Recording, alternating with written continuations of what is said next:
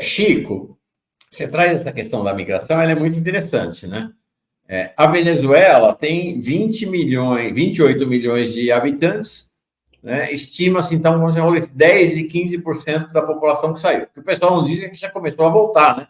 Porque não é que as pessoas saíram porque tem uma ditadura na Venezuela, as pessoas saíram por causa das condições econômicas do país. Porque estava proibido comercializar insulina. Eu tenho um amigo que vocês todos conhecem, o Gilberto Maringoni. Ele levou, agora quando ele foi para a Venezuela, ele levou insulina na mala dele para amigos que estavam sem insulina lá por causa do bloqueio americano. A mesma coisa que fazem em Cuba. Agora, você falou, né? Ninguém fala de El Salvador, da Guatemala, ninguém fala da Turquia. Gente, e Portugal?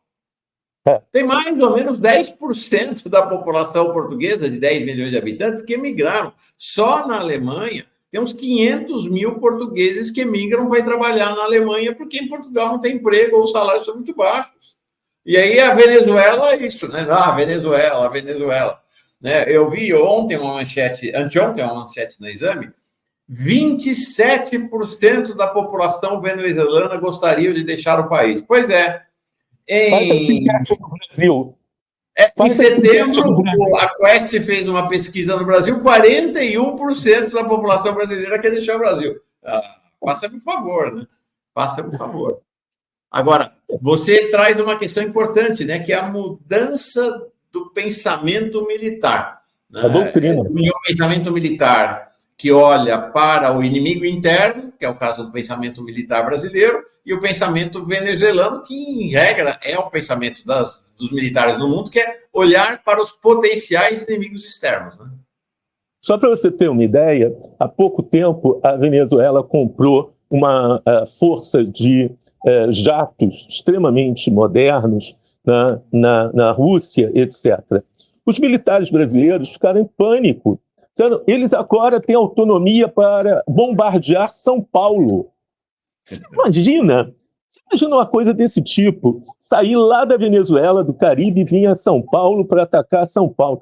Por que atacaria São Paulo?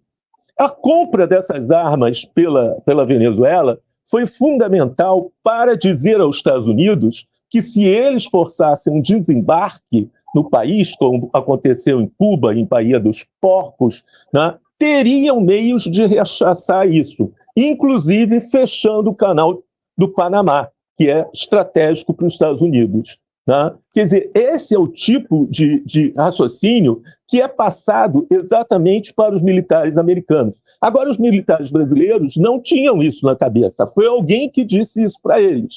Né? Uhum. Mesmo alguém que trouxe uma frota imensa no mês passado para cá, e depois que a frota foi embora, entrou em pauta vender a Vibraz, vender a fábrica de munições, vender a fábrica de fuzis e revólveres. Nós estamos hoje, literalmente, vendendo a indústria de defesa brasileira. Em pleno governo Lula. Em pleno governo Lula. Mas o que mais me chama a atenção, né, é que o governo Lula, ele está com um problema de diagnóstico geopolítico. Quando teve a última reunião dos BRIC, se decidiu pela ampliação, né, a Rússia propôs imediatamente o Irã, né, e a China propôs imediatamente a Arábia Saudita. Dois grandes produtores de petróleo, além da própria Rússia que está lá, e fundamentais para os chineses. Né? Mas fundamental para os russos também, porque aí o petróleo russo fica igualado com os demais. O Brasil se apegou a propor a Argentina, já sabendo que Milei ia ganhar, já tendo os dados para isso. Ainda tentou agradar o Milei. Em vez da gente propor, né, países como Angola, como a Venezuela, né, para entrar, como a Colômbia, para entrar nos BRICS, nós jogamos todas as cartas na Argentina. E o Milei virou e disse assim, não quero não, obrigado, eu vou fazer uma aliança com os Estados Unidos. O Brasil ficou sem apoio dentro dos BRICS, porque avaliou mal e jogou errado no xadrez mundial. Perfeito. Muito interessante essa avaliação. A partir daí, eu queria uma leitura sua para o posicionamento do governo brasileiro em relação à situação da Venezuela. Ontem saiu uma nota oficial do Itamaraty dizendo, bem curtinha, o governo brasileiro saúda o caráter pacífico da jornada eleitoral de ontem na Venezuela e acompanha com atenção o processo de apuração. Reafirma ainda o princípio fundamental da soberania popular a ser observado por meio da verificação imparcial dos resultados. Aí tem um segundo parágrafo que me estranhou. Diz assim, aguarda, neste contexto, a publicação pelo Conselho Nacional Eleitoral de dados desagregados por mesa de votação. Passo indispensável para a transparência, credibilidade e legitimidade do resultado do pleito. Como é que você analisa essa exigência brasileira em relação à eleição venezuelana? Inédita, nunca aconteceu antes, e é assumir a pauta da oposição. Assumiu a pauta da Maria Corina Machado. Eu não sei se vocês viram ontem a entrevista do Eduardo Gonçalves Urrutia, o candidato, em que ele praticamente não falava. Quem falava era a Maria Corina. Ela não deixava ele falar. Ela respondia, ela dizia, ela falava. Ele é um completo bonifrates. Sabe o que é bonifrates? Aquele boneco de ventríloco, né? Só que o ventríloco fala dessa vez mais do que o boneco. Veja bem, essa exigência do governo brasileiro é inédita. Nunca foi feito isso para o Milei, nunca foi feito isso para o Petro, para o Boric, ou a gente recebeu isso. Nenhum país pediu as atas das mesas para confirmar a eleição do Lula. Não foi pedido isso. Isso é lastimável que seja dessa forma que o Brasil perca a oportunidade de se posicionar claramente num polo anti-imperialista. Perdeu-se essa chance. E, mais do que isso, quer dizer, o Lula disse que vai conversar com Biden hoje. Né? Que tem que chamar o Biden para o Biden dizer se foi boa ou não a eleição na Venezuela? O Biden não tem nada a ver com isso. Né? Quando nós tínhamos o antigo ministro da Defesa, o Jobim, uma vez o embaixador americano disse, olha, vocês criaram um Conselho Regional de Defesa, eu queria ajudar, como é que vocês podem ver essa ajuda? Chama para reunião. E o Jobim respondeu a ele de uma forma muito clara, a melhor ajuda que o senhor dá é não perguntar e não querer participar. Né? A sua ausência é a melhor ajuda. A gente perdeu isso.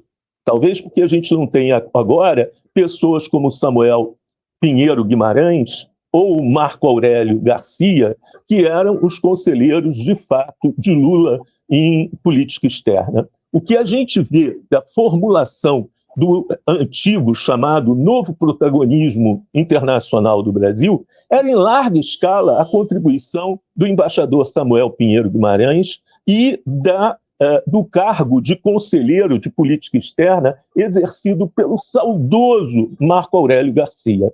A ausência dessas pessoas é muito dolorosa nesse momento para a política externa brasileira. Como você define a política externa brasileira hoje? Eu acho que estamos sem rumo. Nós não decidimos o que fazer com o Mercosul.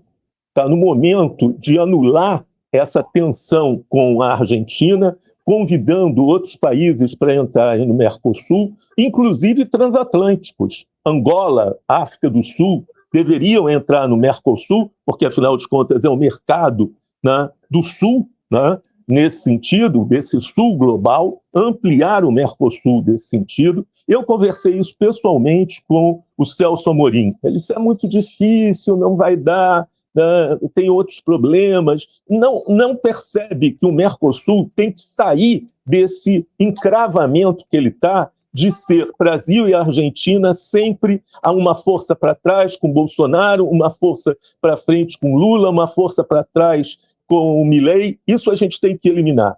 Não temos mais nenhum papel fundamental nos BRICS. Os BRICS tomaram uma dimensão e uma dinâmica na qual a gente se isolou. Nós não colocamos nenhum país amigo nos BRICS. Nós jogamos todos os dados na Argentina, tendo países como a Colômbia, tendo países que poderiam entrar nos BRICS, e a gente não conseguiu fazer isso. Apostamos, e o Genuíno tem toda a razão, no G20, e cada vez mais, e parece glorioso ter o G20 no Brasil, como se isso fosse algo fundamental, onde no G20 a Rússia está sob sanções. A Rússia hoje é o quarto PIB mundial. Com todas as sanções que ela sofreu, no início do ano, a economia russa ultrapassou a economia do Japão e da Alemanha, né? Então, teve um crescimento que coloca Estados Unidos, China, Índia, Rússia como as maiores economias mundiais. Nós abrimos mão, né, de uma atuação mais firme dentro dos BRICS para ir para o G20, onde, né, nitidamente há uma limitação de interesses globais em favor da hegemonia. Este ano era para o Brasil estar presidindo os BRICS. Ele abriu mão da presidência dos BRICS este ano para virar, por essa pretensão de ser a sede do G20 e de imaginar-se com um papel protagonista na geopolítica nos termos do Ocidente, né? O que agrada enormemente, né, a União Europeia e os Estados Unidos. Agora, vê que os Estados Unidos e a União Europeia puseram sanções contra a Rússia, contra o Irã, né, que são dois países dos BRICS. Então, nós estamos apostando na direção errada. Quer dizer, a gente deveria dizer claramente, quer dizer, o grande projeto do Lula é a Aliança contra a Fome, que eu acho fantástico, né? Mas eu acho que tinha que ter uma aliança contra usar o dólar e o Sistema Monetário Internacional, FMI, como arma política. Uhum.